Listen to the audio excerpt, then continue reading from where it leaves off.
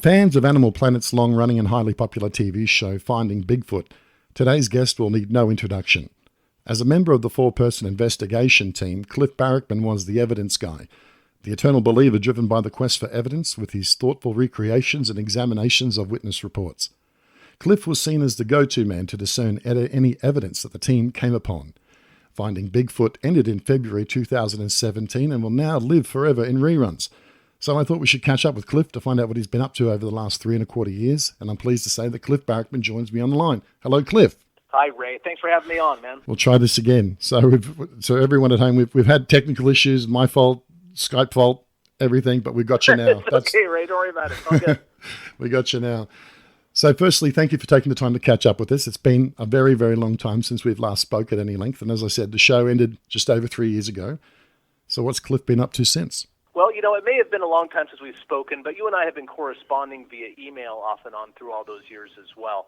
And you know that what I do is Bigfoot. I mean, it wasn't just a TV job for me. The TV job was an opportunity for me to further my research. So since the show went off the air, I've since opened up a Bigfoot museum outside of Portland, Oregon, where I live in the woods outside of Portland, Oregon, in the Pacific Northwest of the United States.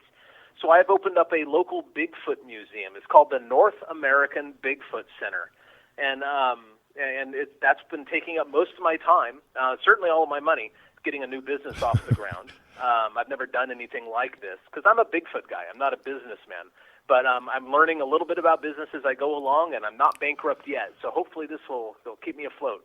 Well, if you can pay the bills every month, that you're ahead. That's all that matters right now, especially in small business. Yeah, one of our camera guys, a guy named Dana, once told me something very wise. He said, you can really only make two amounts of money, enough or not enough. And, I don't need much. I'm a simple man, so I try to keep enough as low as possible. And I'm happy, I'm healthy, I'm married. My wife and I work at the museum together, and Bigfoot stuff literally walks into my door about every day. It's ridiculous. First of all, that is the best answer I've ever heard about money. That is the absolute best I've ever heard. I am going to use that from now. I'm going to tell my kids, make it sound like fatherly, wise advice. That is absolutely fantastic. So you opened a museum. What compelled you to open a museum? Well, at the end of the day, a lot of it was I wanted to earn a living, essentially. Once Finding Bigfoot went off the air, my income was done. I don't get residuals or royalties for doing the television show. So I was thinking, I could go back to teaching elementary school because I taught 10-year-olds in public school. Yeah, right. You're a school teacher. 14 years. Yeah. Yeah, I was a school teacher, right, before the TV show picked me up. And I thought, well, I could go back and do that, but, I'd have to go back to university for another year to pick up some more units to renew my teaching certificate, my credential. I was thinking, well, I've already known in the Bigfoot field, and as great as Finding Bigfoot was to me, running all over the country and the world looking for Sasquatches, I am really more interested in the Sasquatches that live near where I live. So I thought, well, I've got a couple friends like Lauren Coleman, for example, who's opened up museums that feature their cryptozoological interests. Why don't I try doing something like that? Because there are no Bigfoot museums in the American Pacific Northwest. Wow. The closest one is in Northern California, and it's a beautiful little museum, but it's real small, and I figure with my TV show presence and the number of footprint casts and other evidence and my contacts and stuff, I could probably do a pretty good job because really what I've made is an amazing, fifth grade science project on Bigfoot. So it's a lot of fun and it's a lot of information and it's an opportunity for me to put evidence in front of people's eyes because a lot of people don't think that evidence exists for Bigfoot. No, but that's they're right. Just wrong. No, that's right. The one in Northern California you're talking about, that's the Bluff Creek one? Yeah. Willow yeah. Creek. Willow Creek. Bluff Creek. Willow Creek. Which is very close to Bluff Creek. Actually, it's the closest town to Bluff Creek, really. There's a couple tiny little towns along Orleans and Witchbeck and places like that. But yeah. Willow Creek is like the city center, if you want to call it that, but it consists of two roads. It's not very large. No, absolutely. Where do you think U.S. Sasquatch research is heading these days? Do you feel researchers are making strides in answering the question as to what Sasquatches are? As far as the U.S. research goes, a lot of it is just at a standstill, honestly, in my opinion. There are a very small number of people doing interesting things.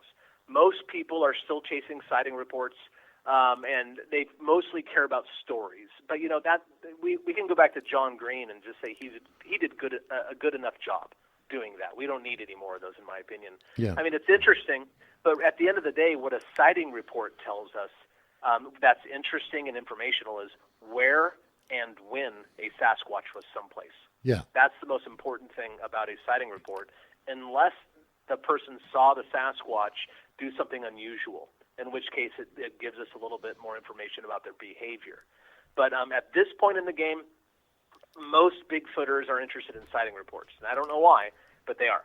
I think the more interesting side of thing is the evidence that can be collected at sighting report locations, and with the I guess the prize being DNA at this point, or a body. But now I personally don't advocate for the proving of the species, because I know that proof will only come in the form of a dead Sasquatch. Yeah. And since I'm not willing to pull the trigger on a Sasquatch, because I'm not a hunter, Yeah. I'm not a gun guy. Yeah. I live in the U.S., but I know I'm not a gun guy. Yeah. And I always kind of feel like, well, if I'm not willing to pull the trigger, what kind of hypocrite am I to advocate for a type specimen, Yeah. So there are people out there who are doing that. They're trying to get a type specimen, but I'm not one of them. So I'm really here fulfilling my usual role as an educator. But there are some people out there who are trying to get a body. Now, instead of a body, I think that DNA would push the ball a little bit further down the field for us. So I'm putting my efforts into learning about individual Sasquatches by tracking them and looking at the footprint database, and also trying to get what's called eDNA evidence. eDNA is environmental DNA, and it's a fairly new technology where a scientist can test the environment, like a water body, a body of water, like a pond or something. Oh, yeah, I got you. Or the dirt underneath a footprint. Yeah. And then get DNA off of shed skin cells. Yeah. And Here you can tell all the animals that live in an area by testing the dirt in an area, for example. We're trying to locate. Sorry, go on. Go ahead, Ray.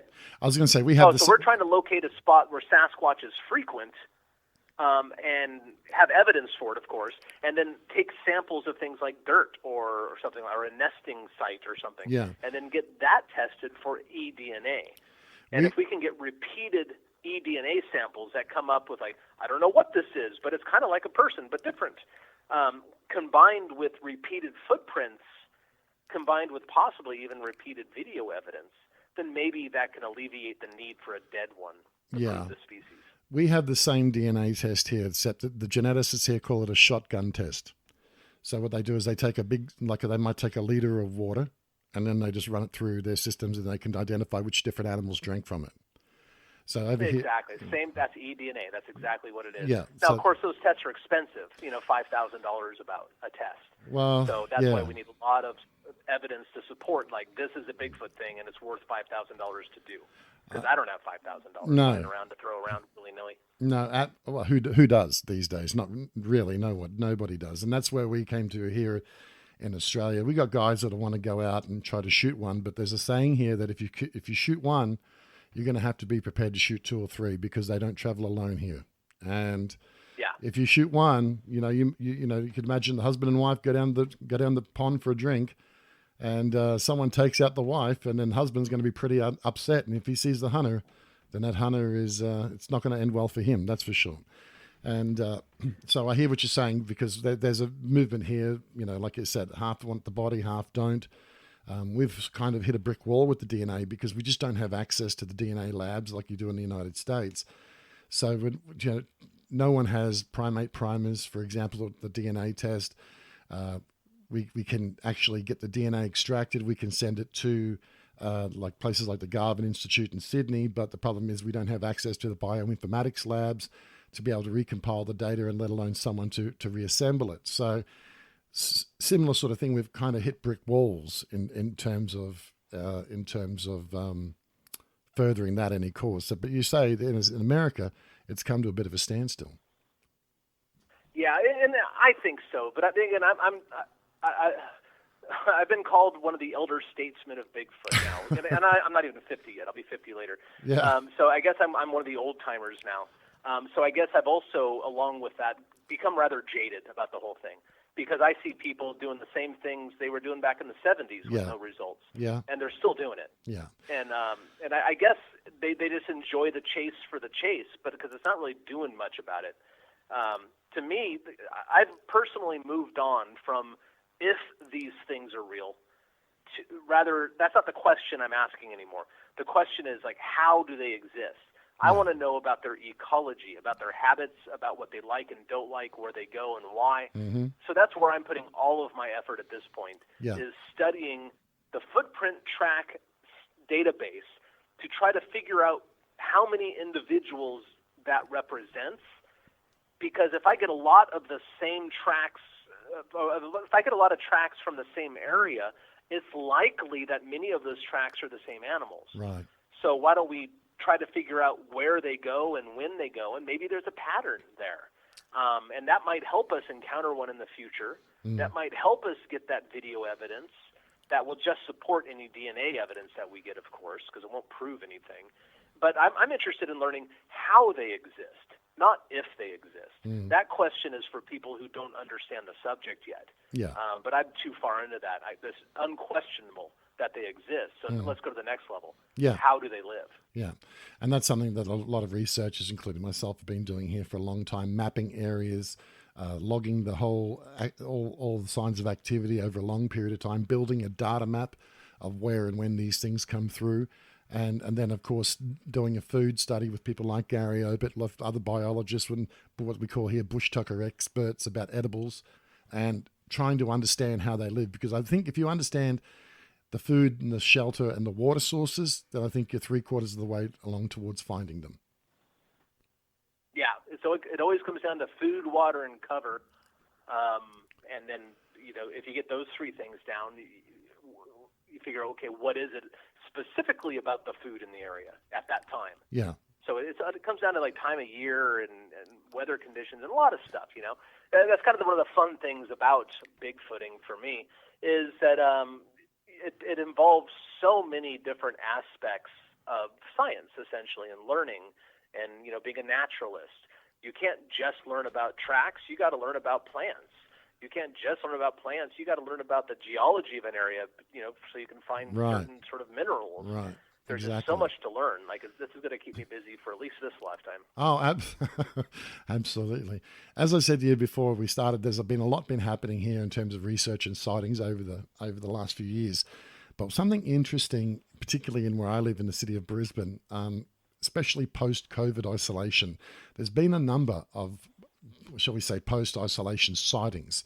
Now, there's 4 that I know of in the Brisbane area where during broad daylight, people on hiking trails have just stumbled upon yowies, either at a creek. One was a little one throwing a rock, and then the witness saw it jump up into its mother's arms, and then they took off. Clearly, we postulated this during isolation, that with fewer humans being around, that these things might be a bit braver coming out during broad daylight, which, as I said, we've got 4 sightings to show that it has. As the US has emerged from isolation, have there been any similar reports? Not that I've heard. Okay, now I've mostly had my ear to the ground in my area, although I have picked up a few odds and ends from other parts of the U.S. Certainly, I haven't been hearing much since we shut down, and we shut down in about March, about mid-March sometime. Same here. I haven't been hearing a whole lot of Bigfoot reports since then, but that's because people are sitting at home, right? For the most part. They're not out where the Bigfoots are, for the most part. Yeah. So I haven't really noticed a strong correlation that I cannot ascribe to a human factor. Right. Well, the other aspect of that is, I remember we spoke once, and you may not remember this conversation, and that's okay. We spoke once about the concept of, in your vernacular, urban Sasquatch, living very, very close to cities in very small areas. And you said to me once, you would be surprised how small of an area where we found that these things could possibly live. We're having at the moment, over the last sort of year or 2, we're having a very big increase in these things being seen and sightings occurring close to major metropolitan cities. Like, as I said, Brisbane's got 2.6 million, and the closest sighting we've got at the moment that I know of is 25 kilometres from the centre of the city. How about in the United States? How about your neck of the woods, your patch? Are you getting any sightings close to Portland? Well, sightings, the most recent thing that I can think of is, let's see, it was last Thursday. So I'm speaking to you now on this Thursday. Yeah. So it was 1 week ago today that a woman came into the museum and she asked me, so what sounds do Bigfoot make? And I started talking about some of the vocalizations, and I finally ended with, yeah, and sometimes they sound like big dudes yelling in the woods. And her eyes got real big and said, that's it. That's totally it. I thought it was a big man yelling, but there shouldn't be anybody over there. My neighbors all told me it was a Bigfoot, and I didn't want to believe them until I spoke to somebody who had heard them before. I thought they might be messing with me. And then I asked, well, where did all this happen? And it was literally 2 miles from the museum I'm in now. Wow. 2 miles. Now, of course, I'm not in downtown Portland or something like that. I'm actually outside of town in a rural area. But where this happened was literally inside the town limits of a little town where I live called Sandy, Oregon.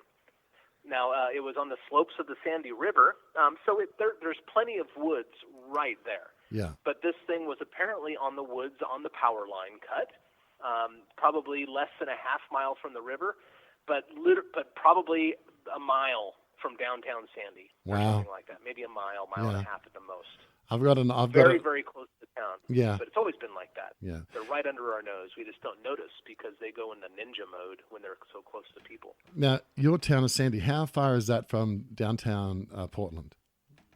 If I leave my house, and I live on, I'll tell you what, if I leave downtown Sandy, I can be in downtown Portland in about 40 minutes. Okay.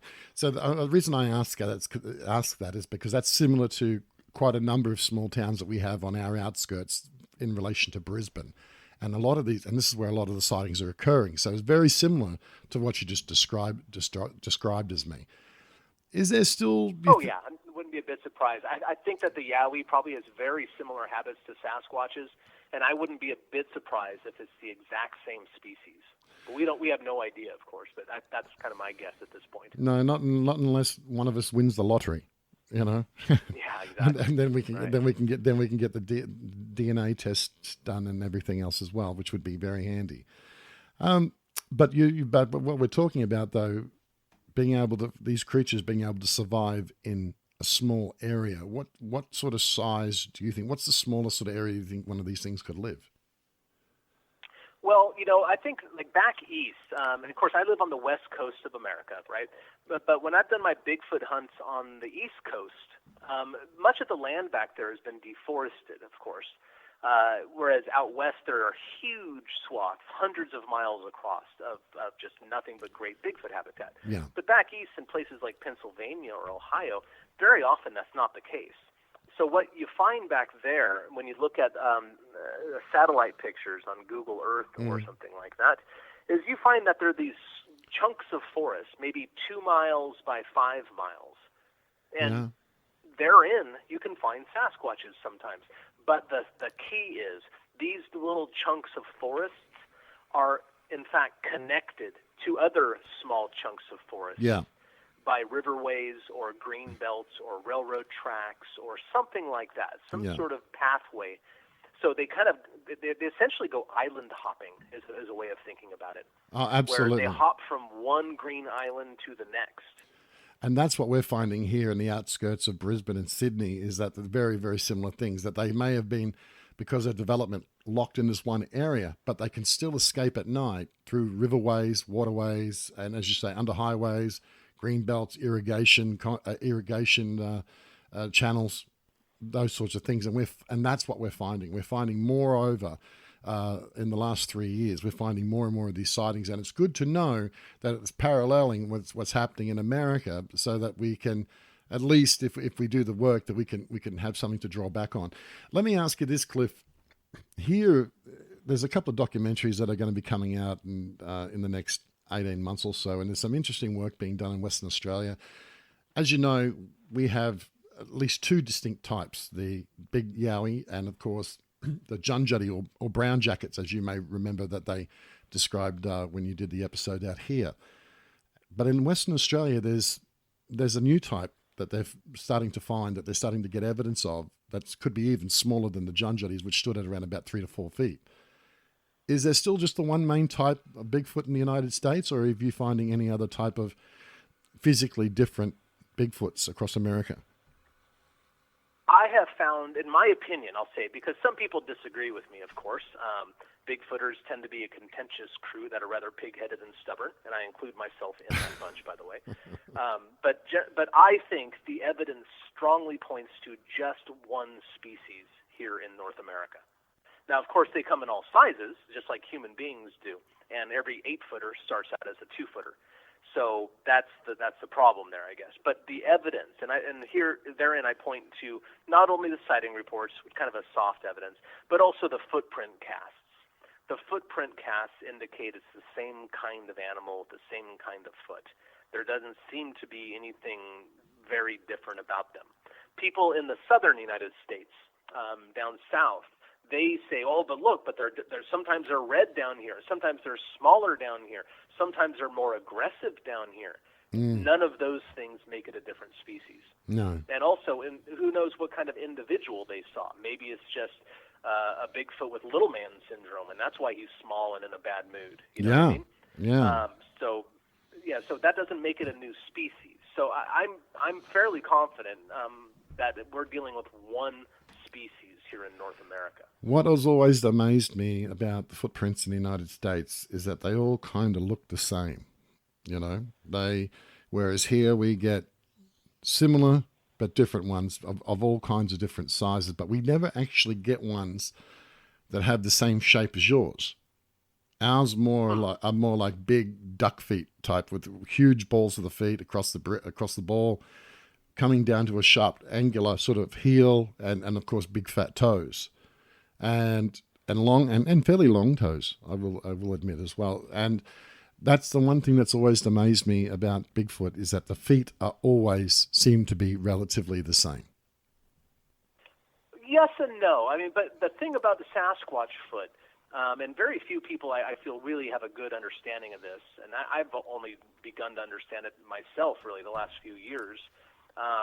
Sasquatch feet are almost as malleable and bendable as your hands are.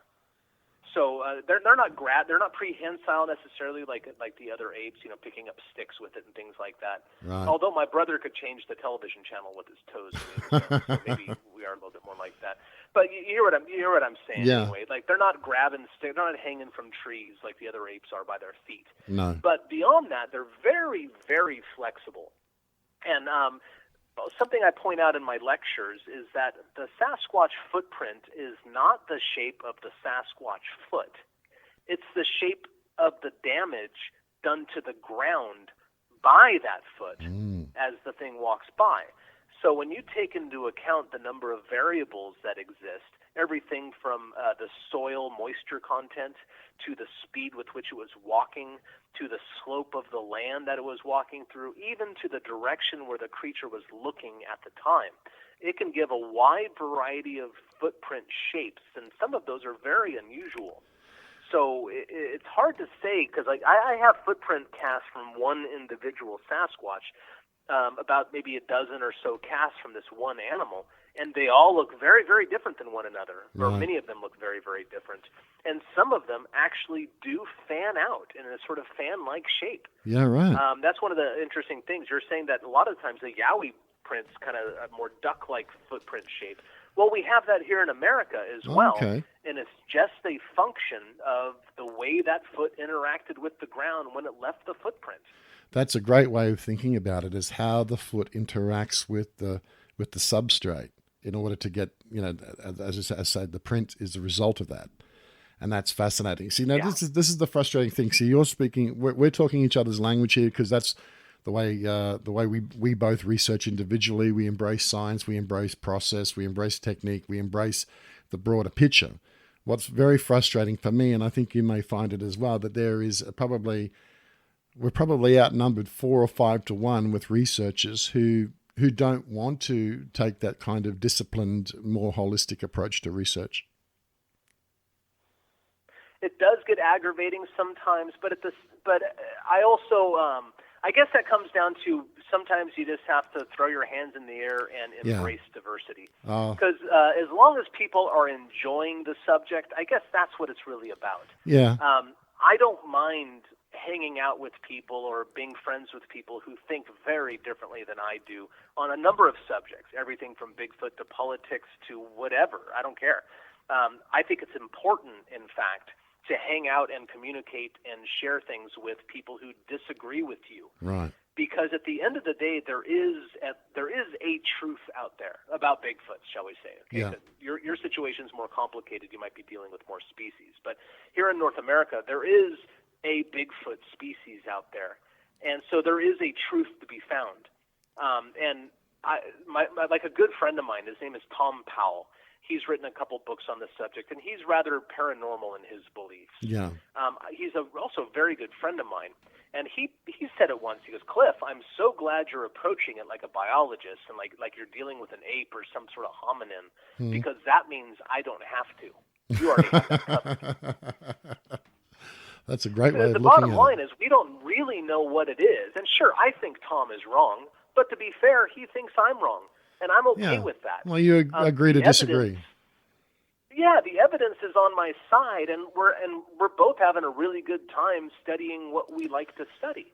And that's kind of what it's about at the end of the day, I think, at this point at least, until there's actually an animal, like a type specimen that you can look at and pass laws about and, that sort of, and try to protect. At this point, it's about trying to figure out what is the truth, and doing your best to support it. Now, a lot of the paranormal people, they don't have the evidence to support it. And what I find is that they get very contentious about their beliefs, and they get very angry when I don't agree with them. But I don't know why, because and I point out to them, and they don't like this either. I said, well, yeah, of course I think you're wrong. I think it's ridiculous. But don't you think that about me too? And why am I not upset about that? As Gary Opert, you remember Gary, you met Gary when you filmed the show. I love Gary. He's a great guy. Yeah. As Gary Opert said, he said, paranormal is the answer they come up with when they don't have the discipline to do the investigation or to come up with a plausible answer. So that's just a go-to. Yeah, I've always paranormal. Said, my little catchphrase is the truth can withstand the scrutiny. Well, I mean, he put it in a good way, and then you can actually listen back onto the earlier first podcast I did in CryptoCast I did with Gary, and he said, like, when the police turn up to a robbery and they asked the witness which way did the assailant go, he said, he just disappeared that way. They didn't say, it's paranormal. No, he absconded. He just took off. That's the answer. And these things, I mean, like one thing that's driving me to the point of distraction is that in absence of any Yowie photos or even any pareidola, people now are presenting photographs of just tree breaks everywhere. Tree breaks. It could be just deadfall. It could be rotten root rot trees. It could be anything. A tree break, fall over, push over. They say, Yowie presence, Yowie sign. Tree breaks everywhere. Must be a Yowie, And a lot of newer researchers, and forgive me for saying, because I know a lot of these guys, they're a little bit Yowie on the brain, just like Bigfoot on the brain as well. But back to what you said about it being a little bit more complicated here with multiple species. I actually think it'd be more complicated in America because we don't have bears, we don't have wolves, we don't have big cats, we don't have wolverines, we don't have black bears and brown bears. We don't have any of that. We just have kangaroos, pigs, deers, and yowies. So to me, tracking in the United States would be actually very difficult for me, at least anyway. Yeah, but if you're talking about, brown jacks and yowies on the East Coast, and then this other thing you mentioned about something else maybe on the West Coast, well, that's 3 unidentified species of some sort of relict hominid, or hominoid, I should say. Yeah. So that kind of complicates what's what in some ways, I think. Let's just take brown jacks, for example. Yeah. Like, I'm satisfied that brown jacks are probably a different species. Based on some of the stuff I saw when I was down there, some of the stuff I've read, and of course what the Aborigines people told me as well, the Aboriginals. But where do you draw the line between a juvenile yowie and a brown jack? Well, That's one of the great questions that none of us have answers to, isn't it? I mean, we don't know. Exactly. And of course, your area of the world down there by Indonesia is rife with hominins that existed very recently. Oh, yeah. Homo floresiensis, Homo luzonensis. The large, there's that, what was it called? Homo chiangensis or something. I forget what the name is. TSAI something. Yeah, I know. They I know. dredged up this, yeah, you know what I'm I'll talking let about. I'll let the scientists pronounce it. That's what they get paid to do. But you're right. And right, exactly. Earn your keep, buddy. Well, look, there's been a couple of really important studies come out recently over the last year, especially from the Royal Copenhagen University, and they did genetic samples of northern Indigenous Australians and southern Papua New Guineans, and they found that during the time of the genetic evolution in the region, there was Homo sapien, Homo erectus, Neanderthal, Denisovan, plus the other branches, Homo floresiensis, and there was a couple of other Homo species that they mentioned as well. But they all found, most of them all had degrees of one of these other humans in their genetics, and this is in modern times, throughout their history. But they all found one thing, that there is an unknown human that is responsible for at least probably 20 to 30% of their genetic code that they still haven't been able to identify. So it was obviously... Yeah, the ghost species. I think they sometimes refer to it as that in the media. And it's interesting. And you know what's another interesting question? Because we all know that, Neanderthals and Homo sapiens have interbred. But apparently that was rather rare. An interesting question that I haven't heard very many people ask is, why didn't it happen more? Well... Everybody's excited that it did happen, of course, but why didn't it happen more? Because we coexisted for, 200,000 years? Yeah. I mean, one of the big things through Indonesia and whatnot, that before, during one of the last ice ages, I can't remember if it was the last or the second last, I think it was the second last, that during the ice ages, the water levels were lower. It was very easy to island hop. And in fact, what is now water was actually solid land. And the species were probably spread out throughout the whole region. And this is how the difference you get between the Sumatran and the Borneo orangutan. And this is how this occurred, because they were basically separated by as the waters came back up. That's how those two got separated. But particularly what it probably did is forced all the other relic hominids at the time that were living peacefully coexisting forced them into a smaller area. So I guess they had to get along or die out. That's one possibility as well. Let me ask you something. Let's just talk a little bit about Finding Bigfoot. I just want to ask you one or two questions about that. On Finding Bigfoot, what was the one investigation where you got the most action?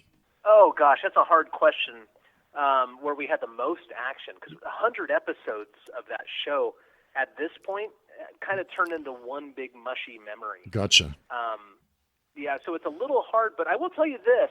People very often ask me, like, if you could go back to one place and experience it again and do more research and stuff, my first answer is, of course, the Pacific Northwest. But I live here. That's why I live here. I chose to live here. But I said, well, besides where you live, where do you want to go back to? And my answer is always Australia. Oh. I was blown away by it down there, just because we went down there with some big questions we wanted to settle. Like, are Yowies, in fact, as aggressive as many of the earlier reports say they are? Could they be Sasquatches, or maybe there's some? What else could they be? Or do they act the same as Sasquatches? If we run into one, will we observe the same behaviors that we see in North America? And we walked away going, oh my gosh, these seem to be Bigfoots.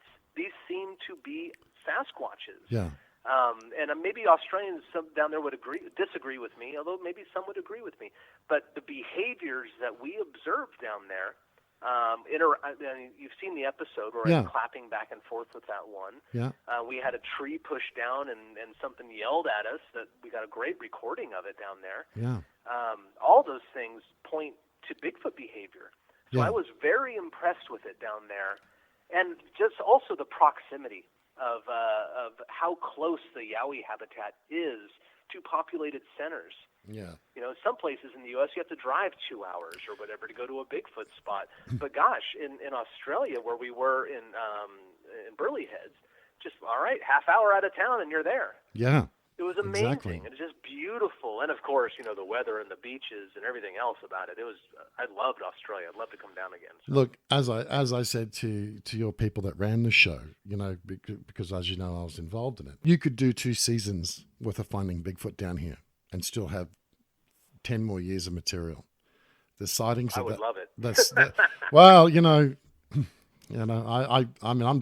I'm desperate to get over to where you are and tour around and do some Bigfooting with a lot of Bigfooters I know. I've got this great guy up on the Olympic Peninsula who's been showing me some great stuff, and I'm just like, man, I got to get to Seattle. I really got to get up there one day. But yeah, you're right. I mean, the amount of data here and the amount of information and the amount of sightings and like what we talked about earlier. I mean, that other series I'm doing, which is Cryptocast Tales from the Past, where I'm reading out reports from 150 years ago out of the newspaper, and there's thousands upon thousands of them. And the plethora of work and activity.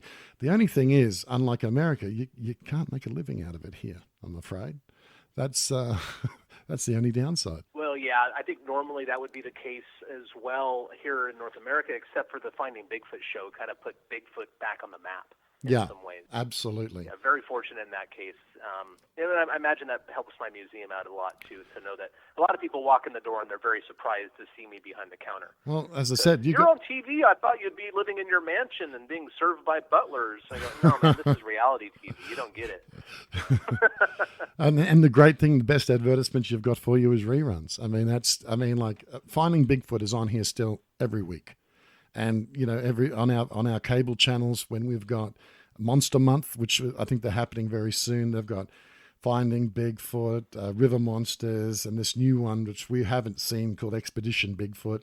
We haven't seen any of that yet. So, it's good to know that Finding Bigfoot is still on. And what are your takeaways from doing the show, the good, bad, and the indifferent, on being on global television for 9 years? My takeaways for doing the show are many-fold.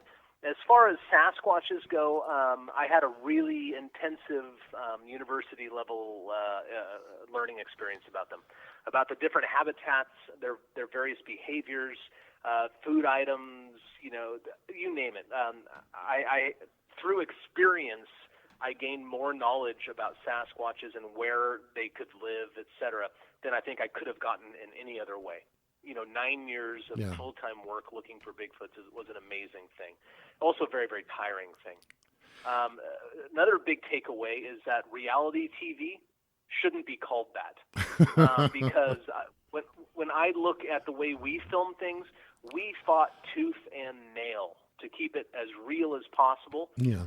The first season was a little bumpy, but after some blowouts and some yelling matches, and the network being called in to help us out, we got our show fine-tuned second season, where we were never asked to lie. We were never asked to hoax anything. Yeah. And any producer caught doing those sort of activities would be fired immediately and sent home the next day. Yeah. That is unheard of in the reality TV world. I can't think of another show that happens on. No, because in fact, the producers on our show, they, by and large, I'm going to say totally walked away from the show saying that this is by far the most real reality show they've ever worked on. Yeah. So that was a big eye-opener. And even now, I've done a few other TV gigs, like one-off sort of TV shows since then. And when they call and they talk to me and they say, would you be interested in doing this? And I said, well, let me ask you, I don't lie. I don't play ball. I'm not going to fake evidence. Are you sure you want me to do it? Yeah, right. What do they say? We'll get back to you, generally speaking, they say, oh, no, we would never want to, and that's fine. And by and large, they know where I come from, and I make a stink out of it in the very beginning. Yeah, right. So to me, Bigfooting is very important. It's given me my livelihood. I love the subject. I love the people involved. So I take a Hippocratic oath of Bigfooting. Do no harm. I can go out there and have fun and be funny and ridiculous if I want to, but the bottom line is, at the end of the day, whatever project I'm involved in can do no harm to the subject or the animals. And tell no lies. And I think that faking stuff and lying about what you're doing is doing harm. Absolutely. And I say this all the time. Don't get me wrong. we did not have to take a speedboat or something to get to the final night investigation spot. Yeah. That's television. I understand what you need to do to keep people entertained because I was an elementary school teacher. Sure. I get it. But if we said it about Bigfoot, we could be wrong, but we were never lying. No. We did not lie. I think that is so important and so rare in the reality TV world. I can't think of another production that does that. I'm not saying that they're all liars. I'm just saying that I know for our show, we didn't. And the producers were all blown away by that. They were surprised that we did not have to lie to make a good show. No, absolutely. And having been on the show with you, I know that to be true. But also, if we said it, we believed it. And I'm open to being wrong. It's no, okay absolutely. To be wrong. It's not okay to lie. No, absolutely. I observed it firsthand myself, and so did a few others. And, I still laugh about that town hall, though, when the bulbs blew and the producer said, "You'll have something to eat and drink on us." And 3 hours later, it was a massive bill. That was quite funny. Yeah. It's a weird world. Television's a very strange job. I'm so glad I did it, and I'm so glad it's over at the same time. Well, look, I did a documentary a few years back for Canadian TV, which I think is on Destination America, The Boogeyman. I don't know if you've seen that episode when they came out here, but I did one thing, and we're walking through this trail, and there's the camera crew and myself and another researcher, Ron, and we're going along, and the cameraman says, the sound guy says, "I'm hearing footsteps, and I'm hearing growling." And I said, "Well, that's good." They said, "Yeah, but we've traveled all over the world, and we haven't recorded that before." And I said, "Well, now you have." And then, so they use that in the program. So I know what you mean, because we also know, and in the real world, there are programs that have employed less than honest tactics, and we don't need to go down that path. Cliff, one final question for you. People would be pleased to know that you're still in the media somewhat. You have a podcast with Bobo, the Bigfoot and Beyond on Stitcher. And I'll post a link in the description of this podcast as well. How did that come about with Bobo doing your own podcast? It's a lot of fun, actually. And, that came about because after the show ended, I would talk to people all the time. And Bobo and I would do speaking events together. And they would say, "Oh, man, we really miss you guys on TV. Why don't you get another TV show?" And I'd say, "Well, it's not really up to us." And Bobo and I are good friends. We generally talk on the phone probably once every week or so anyway. And one of these days, I was talking to Bobo, and I was thinking, "Hey, Bobs, man, why don't we do a podcast? Because people are asking me when we're going to be together and when they can see us both. They seem to miss us, and we're talking all the time anyway. Why don't we just push record?" And basically, that's kind of what it is. And now we bring in a lot of guests, of course, as well. Because Bobo and I are very well connected in the Bigfooting world, of course, and we have a lot of interesting friends who do interesting things, and sometimes we talk to them, basically. I had a guy in the museum the other day. He's a truck driver, and he says that he listens to Bigfoot and Beyond over and over again on his truck routes. Wow. He drives 10 hours or something, and it's like Cliff and Bobo are in the cab with him. And he's hanging out with Cliff and Bobo. Being on Animal Planet, being on Finding Bigfoot for 9 years or however long we were on the air, we were invited into people's living rooms every Sunday night here in America to hang out with them and their family. And that's a really nice thing to think about. That's a nice way to think about it. And then suddenly we're taken off the air. It's like they lost family members, weird uncles or something like that, And so this is an opportunity for fans to listen along with, Cliff and Bobs. Yeah, and we've had Matt on the show. I'm sure we're going to have Renee on the show at some point. Sometimes it's just us talking and shooting the poop about whatever we're up to. Yeah. It's usually Bigfoot stuff, and then sometimes we have a guest. And I'll tell you, Ray, we'd love to have you on. I don't know if you consent to be on with us, but I think you're an excellent guest. Oh, yeah. Well, man, that would be awesome. And just like we did with this, you tell me when, and I'll be there. We can. Okay, I'll tell you what. I'll email you about it. I know that 5:30's work.